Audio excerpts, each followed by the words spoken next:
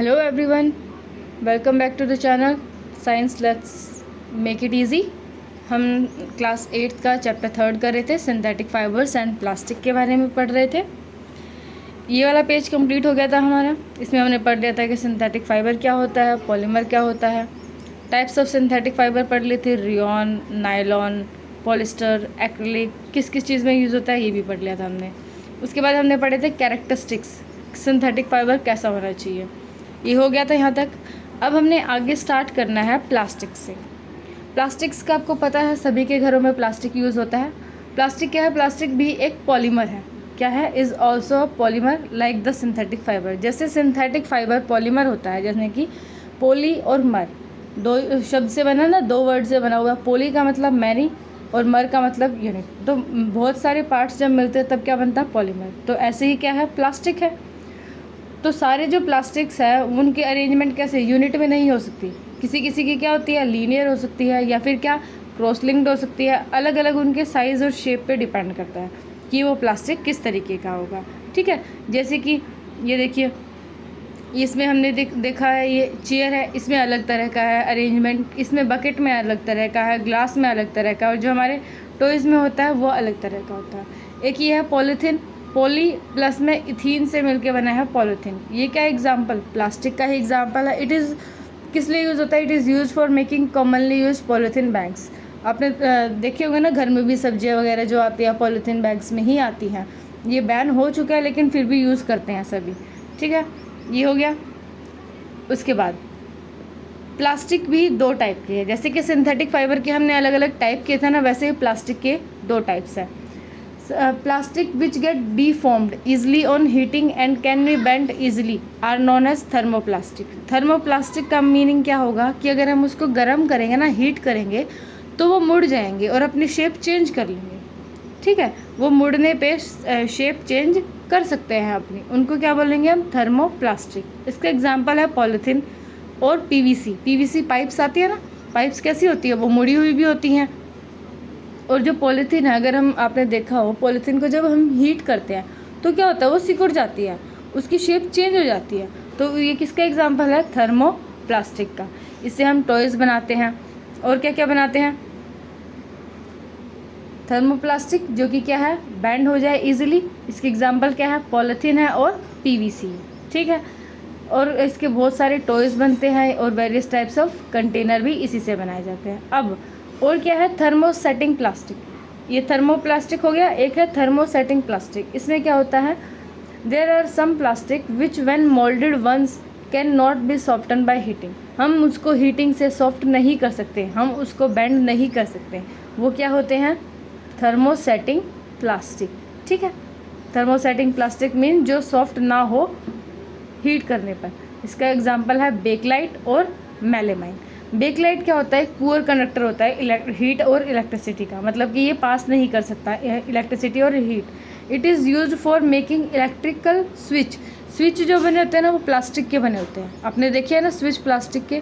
उसमें जो material use होता है वो मेनली बेकलाइट होता है, यानी कि थर्मोसेटिंग प्लास्टिक होता है। उसके अंदर करंट, जैसे हम हाथ लगाते हैं, स्विच से बटन ऑन करते हैं, फ़ैन ऑन करते हैं, तो हमें करंट नहीं लगता। उसके अंदर वायर्स होते हैं, उससे करंट लगता है। जो स्विच में हमने हाथ लगाया वो क्या? प्लास्टिक है, वो अपने अंदर से हीट को ट्रांसफ़र होने नहीं देगा। तो वो क्या है? पुअर कंडक्टर है। किसका? हीट का और इलेक्ट्रिसिटी का। ये किस किस लिए यूज़ होता है? ताकि हम इलेक्ट्रिकल स्विचेस बना सके। हैंडल ऑफ वेरियस यूटेंसिल्स, आपने देखा होगा फ्राई पैन का हैंडल होता है और कुकर का हैंडल होता है। इन सब चीज़ों के हैंडल्स जो बनते हैं वो किससे बनते हैं? बेकलाइट के बने जाते हैं। ठीक है, मेलामाइन क्या है? एक वर्सेटाइल है नेचर में। ये कैसे होता है? It resist fire and can tolerate heat better than other plastic. Plastic से ज़्यादा हीट टॉलरेट कर सकता है कौन? मेलामाइन। ठीक है, इससे क्या बनी होती हैं? फ्लोर की टाइल्स। घर में जो फ्लोर होता है ना, हमारा फर्श होता है, उसकी जो टाइल्स लगी होती है वो।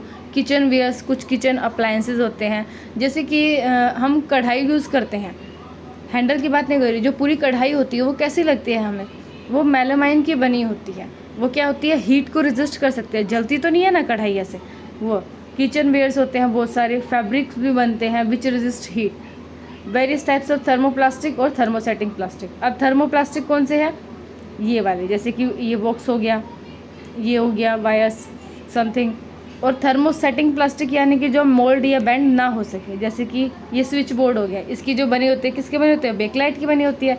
किचन वेयर्स में क्या आ जाता है, जैसे कि प्लेट होगी, इसको भी हम मोल्ड नहीं कर सकते, ये सब क्या है, थर्मोसेटिंग प्लास्टिक है। ठीक है, plastic as material of choice, यानी कि हम किस किस के लिए प्लास्टिक यूज़ करते हैं। आज के टाइम में हम most of the plastic use करते हैं किचन में। हम रसोई में जो भी दालें होती है या मसाले होते हैं वो किस में रखते हैं, हम प्लास्टिक के कंटेनर्स में रखते हैं, या तो फिर क्या होता है वो मेटल से लाइटर होते हैं। एक हम लेते हैं, दूसरा मेटल का जो बॉक्स लेते हैं या फिर कंटेनर लेते हैं, और एक प्लास्टिक का लेते हैं। तो हैवी कौन सा होगा, मेटल वाला होगा। प्लास्टिक वाला कैसा होगा, लाइटर होगा। ठीक है, कार्स में यूज़ होता है, एयरक्राफ्ट्स में यूज़ होता है, और किस किस में होता है, स्पेस क्राफ्ट में भी यूज़ होता है। एक मिनट, हाँ जी, स्पेस क्राफ्ट में भी यूज़ होता है। फर्नीचर भी बहुत सारा बना होता है हमारा इसी का। ये देखिए, स्लीपर्स, फर्नीचर, डेकोरेटिव पीसीज भी होते हैं जो प्लास्टिक के बने होते हैं। अब क्या है, प्लास्टिक नॉन रिएक्टिव है, यानी कि हम एक एग्जांपल लेते हैं, जैसे कि लोहा होता है, अगर हम लोहे को बाहर रखते हैं तो वो क्या होता है, उसमें जंग लग जाता है। जो एनवायरनमेंट में ऑक्सीजन प्रेजेंट है वो उसके साथ रिएक्ट कर जाता है और उसमें जंग लग जाता है ना, आप सभी ने देखा। लेकिन प्लास्टिक अगर हम धूप में रख देते हैं या फिर कहीं भी पड़ा होता है तो उस पर कुछ नहीं होता, यानी कि वो नॉन रिएक्टिव होता है। क्या होता है, वो नॉन रिएक्टिव होता है। ठीक है, plastic do not react with water और एयर, एयर से भी रिएक्ट नहीं करता और वाटर से भी रिएक्ट नहीं करता। अगर रिएक्ट नहीं करेगा तो उस पर जंग नहीं लगेगा, जंग नहीं लगेगा तो क्या होगा, ख़राब नहीं होगा। इसीलिए हम बहुत सारी चीज़ें प्लास्टिक के कंटेनर्स में स्टोर करके रखते हैं। ठीक है, plastic is light, strong and durable. Light मतलब हल्का है, स्ट्रॉन्ग यानी कि मजबूत है, और ड्यूरेबल यानी कि सहन कर सकता है किसी भी चीज़ को। ठीक है, हम जैसे कि बहुत सारी चीज़ें प्लास्टिक की यूज़ करते हैं, तो आप अपने पेरेंट्स से पूछ सकते हैं कि कौन सा प्लास्टिक कैसा होता है और किस तरीके का काम करता है। ठीक है, अब है प्लास्टिक का पुअर कंडक्टर। ये सभी को पता है आपको कि प्लास्टिक जो है वो अपने अंदर से हीट या फिर इलेक्ट्रिसिटी को पास नहीं होने देता। ठीक है, प्लास्टिक जो है पुअर कंडक्टर है हीट और इलेक्ट्रिसिटी का, इसीलिए जो इलेक्ट्रिक की वायर्स होती है उसके ऊपर जो कवरिंग होती है ना, वो किसकी होती है, प्लास्टिक की ही होती है। क्यों होती है, क्योंकि अगर वो प्लास्टिक की नहीं होंगी तो हमें करंट लग जाएगा। ठीक है, जो स्क्रू ड्राइवर होता है या जैसे कि पेचकस बोलते हैं जिसको हम प्लास बोलते हैं, वो उसका आगे का पार्ट तो किसका होता है, लोहे का होता है, लेकिन पीछे का पार्ट कैसा होता है, प्लास्टिक का ही होता है। ठीक है, जो फ्राई पैन्स के हैंडल्स होते हैं वो सब किसके बने होते हैं, प्लास्टिक के बने होते हैं। अब प्लास्टिक एंड द एनवायरनमेंट में क्या है, एनवायरनमेंट में when we go to the market, जब हम मार्केट में जाते हैं तो हम देखते हैं कि बहुत सारी थिंग्स जो हैं, बहुत सारी चीज़ें जो हैं वो प्लास्टिक के बैग में रैप हुई होती हैं, या फिर हम फ्रूट्स भी लेते हैं तो उसके ऊपर भी क्या होता है, प्लास्टिक का कवर होता है। ठीक है, इसके बेसिस पे क्या है, एनवायरनमेंट के उससे बायोडिग्रेडेबल और नॉन बायोडिग्रेडेबल दो सब्सटेंसेस हैं।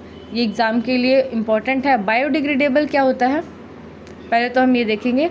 बायोडिग्रेडेबल होता है a material which get decompose through natural process such as action by bacteria, यानी कि हमने पहले भी पढ़ा हुआ है।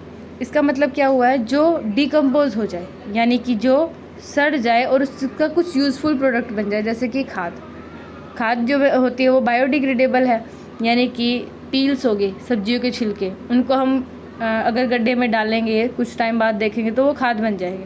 ये क्या होगी, डिकम्पोज हो जाएगी, यानी कि सड़ जाएंगे। दो थ्रू नेचुरल प्रोसेस से, कोई भी केमिकल का यूज़ नहीं करेंगे हम, नेचुरली सड़ जाएंगे वो, किससे, एक्शन ऑफ बैक्टीरिया से। तो उनको हम क्या बोलेंगे, बायोडिग्रेडेबल सब्सटेंसेस।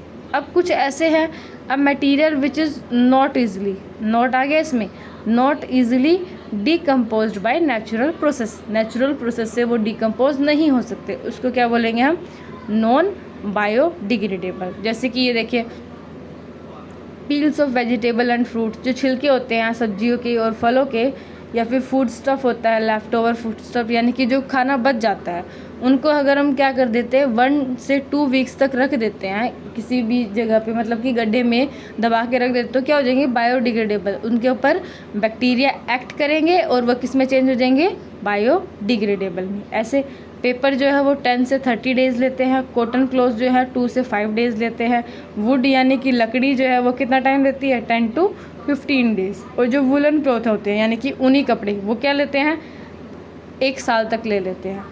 टीन हो गया, एल्यूमिनियम होगा और मेटल की कैंस होगी या फिर प्लास्टिक बैग्स होंगे, ये क्या है बहुत ज़्यादा टाइम लेते हैं, लेकिन इसलिए इसको क्या कहते हैं, नॉन बायोडिग्रेडेबल, यानी कि ये नेचुरल प्रोसेस से भी बहुत टाइम बाद होंगे और वैसे ये नेचुरल प्रोसेस से नहीं हो पाते हैं। ठीक है, अब है प्लास्टिक के बहुत सारे सालों से हम प्लास्टिक को यूज़ कर रहे हैं, तो ये डिकम्पोज होता है, कुछ नहीं भी होता है। ये क्या है, इन्वायरमेंट फ्रेंडली नहीं है, ये क्या करता है, पोल्यूशन क्रिएट करता है। आपने देखा होगा ना कि हम अभियान भी चलाते हैं कि सफाई करते हैं, पॉलीथीन बैग्स का मत यूज़ कीजिए और जो कपड़े के थैले का यूज़ कीजिए, ये सब भी कहते हैं ना। तो हम क्या कहते हैं, avoid the use of plastic, जितना पॉसिबल हो सके हमें प्लास्टिक के बैग्स का या फिर प्लास्टिक की चीज़ों का यूज़ नहीं करना चाहिए, हमें कॉटन के या जूट के बैग्स यूज़ करने चाहिए। बायोडिग्रेडेबल और नॉन बायोडिग्रेडेबल वेस्ट, यानी कि आपने देखा होगा कि किसी किसी घर में हम ये सजेस्ट करते हैं, सभी के घर में करते हैं लेकिन करता अप्लाई कोई कोई है, कि 2 डस्टबिन रखने चाहिए। एक में क्या हो, किचन वेस्ट हो, यानी कि उसमें प्लास्टिक नहीं होना चाहिए। एक में क्या हो, जिसमें कि प्लास्टिक की जो थैलियाँ होती हैं वो हो गया, या फिर कोई टॉयज़ हैं जो टूट गए हैं वो हो गए। इन दोनों को अलग अलग रखना है, प्लास्टिक वेस्ट अलग और जो दूसरा वेस्ट है वो अलग। वो जो वेजिटेबल्स का या फिर जो किचन वेस्ट है उसको क्या बोलेंगे हम, बायोडिग्रेडेबल, यानी कि वो डिग्रेड हो जाएगा, डिकम्पोज हो जाएगा। और जो दूसरा प्लास्टिक का वेस्ट होगा उसको हम क्या बोलेंगे, नॉन बायोडिग्रेडेबल, यानी कि वो डिकम्पोज नहीं होगा। अब क्या है, it is better to recycle plastic waste, जो क्या बेटर है कि हम वेस्ट, जो प्लास्टिक वेस्ट है उसको क्या कर दें, रिसाइकल कर लें, यानी कि दोबारा यूज़ कर सकें। अब हमने लिस्ट बनानी है कौन से रिसाइकल है। अब एक क्वेश्चन है जो एग्ज़ाम में आता ही आता है, 5R प्रिंसिपल। पहले ये 3R प्रिंसिपल होता था, पहले होता था रिड्यूस, रीयूज़, रिसाइकल। अब आ गया है रिड्यूस, रीयूज़, रिसाइकल, रिकवर और रिफ्यूज़। रिड्यूस यानी कि कम यूज़ करना, रीयूज़ कम यूज़ करना, मानो कि हमने कोई चीज़ खरीदी है तो हम उसको कम भी यूज़ कर सकते हैं, कम अमाउंट में। रीयूज़ यानी कि कोई प्लास्टिक की बोतल है, हमने मान लो हमने कोल्ड ड्रिंक खरीदी है, उसके बाद उस प्लास्टिक की बोतल को हम फेंकने की बजाय हम क्या कर सकते हैं, उसका हम उसमें दोबारा से पानी, उसको वॉश करके और पानी भर के रख सकते हैं अपने फ्रीजर में, रिसाइकिल कर सकते हैं। रिसाइकलिंग की प्रोसेस होती है कि हम उसको यूज़ करते रहें, उसका कुछ और बना के। रिकवर यानी कि हम रिकवर कर ले किसी भी चीज़ से। एंड रिफ्यूज़, या फिर हम उसको मना भी कर सकते हैं प्लास्टिक का यूज़ करने से। ठीक है, ये वाली हैबिट हमें अपनानी चाहिए, रिड्यूस, रीयूज़, रिसाइकल, रिकवर और रिफ्यूज़ की। ठीक है, थैंक यू। आज ये आपका चैप्टर कंप्लीट हो गया है। अगर आपको वीडियो पसंद आई है तो आप इसको लाइक, शेयर और कमेंट कर सकते हो और सब्सक्राइब भी कर सकते हो। Thank you so much.